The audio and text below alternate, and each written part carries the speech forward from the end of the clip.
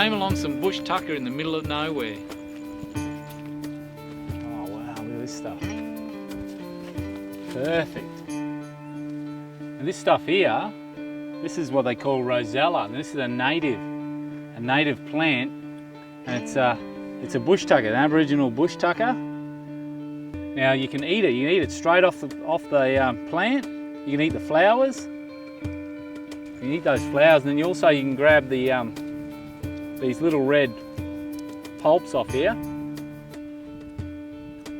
and you pull the red parts off. Then you actually make quite a tasty jam out of it if you wanted to. It's very similar to rhubarb. You can see it's quite red, but taste-wise, plenty of nutrition in it. You come across that in the bush, and you could you have quite a good feed on it. Now it's native to this area, and the Aboriginals there obviously don't make jam out of it, but they're walking through the bush. They'll grab some of these. They'll grab a pile of them. You can chew on them as you're walking along.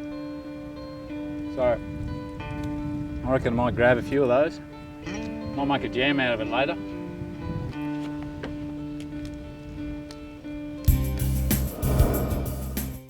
Get your head out of the fridge and sit down. It's time for some Waco bush cooking.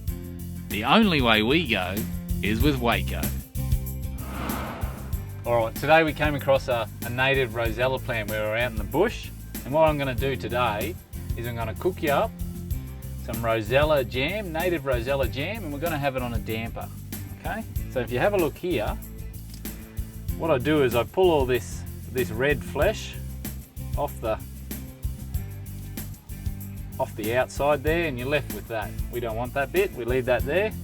Now I'm going to chop them up finely, and we're going to make it into a jam. So the first thing we got to do is chop it up nice and fine. The trick is I need to reduce it down using sugar. While that's reducing down, I can do the damper. So we'll get that in there. Alright, so I want sugar. I'm put in a little bit of vanilla, and of course I need a little bit of water.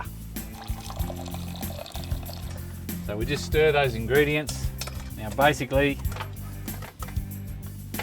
you can see all that red juice will come out. This will all soften. Bring it to the boil and just simmer it, 15-20 minutes, and that'll soften all of it up. And it'll bring out those nice tasty flavours. The sugar is to sweeten it up a bit, and the vanilla just to take the edge off it. Now we'll concentrate on the damper. I'll put that over there. Let's get a bit of self-raising flour going. Bit of milk out of the Waco. You can use water, but I always use milk. Why not? You've got long life milk. So we'll chuck a bit of milk in, a bit of sugar. It's always good to put a bit of vanilla in. All right, now I'm going to put some coconut in mine as well. There we go, one egg out of the Waco. Crack that, chuck that in, and we're going to mix all those ingredients up. The old damper, mate, you got to love the damper. It's just so easy to make, so easy. I think the trick with damper is not to work it so hard. Don't go in there smashing it and mixing it to death. Once the ingredients are mixed, leave it, don't touch it. Okay, I've got the fire going behind me, some nice coals there. All I need now is to put it in the camp oven, and we're ready to go. So we'll whack the lid off. In she goes. And we're done. Sit back and wait now. All right, let's check, see how our damper's going. Oh, look at that. Looking pretty flash. So let's crack it open. Beautiful damper, nicely cooked inside, not too crusty on top, not too crusty on the bottom. Perfect. I'll get a nice bit of jam and I'm going to drizzle over it, like so. A little bit on this one. Now who would not want to eat that?